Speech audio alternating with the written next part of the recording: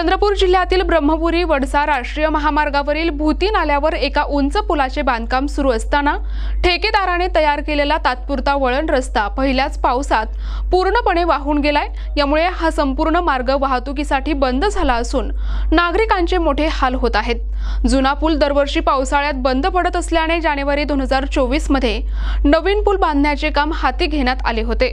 मात्र जुना पूल पाडून ठेकेदाराने जो कच्चा आणि तात्पुरता वळण रस्ता तयार केला होता तो काही दिवसांतच नाल्याच्या प्रवाहाने वाहून गेला।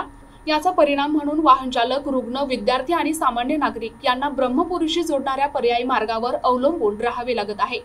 ब्रह्मपुरी कुर्झा वडसा हा पर्यायी मार्ग देखील एका अपघातानंतर बंद करण्यात आलाय। सध्या केवळ ब्रह्मपुरी आरमोरी 353D हा मार्ग खुला असून यामुळे प्रवाशांना लांबचा फेरा मारावा लागत आहे, ज्यात त्यांचा वेळ आणि पैसा दोन्हीही वाया जाते। विद्यार्थ्यांचे शिक्षण थांबले आहे तर आरोग्य सेवांवर देखील परिणाम होत आहे। यापूर्वी या मार्गावर रस्ता बंद असल्यामुळे लाखांदूर तालुक्यातील एका गर्भवती महिलेला वेळेवर रुग्णालयात पोहोचवता न आल्यामुळे तिचा दुर्दैवी मृत्यू झाल्याची घटना घडली होती। या पार्श्वभूमीवर संतप्त नागरिकांनी संबंधित ठेकेदारावर मनुष्यवधाचा गुन्हा दाखल करण्याची मागणी केली आहे। तसेच पक्का आणि सुरक्षित पर्यायी रस्ता तात्काळ उपलब्ध करून द्यावा अशी मागणी सर्वसामान्य नागरिकांकडून जोर धरू लागली आहे। प्रतिनिधी अमान कुरेशी, NTP न्यूज मराठी, चंद्रपूर।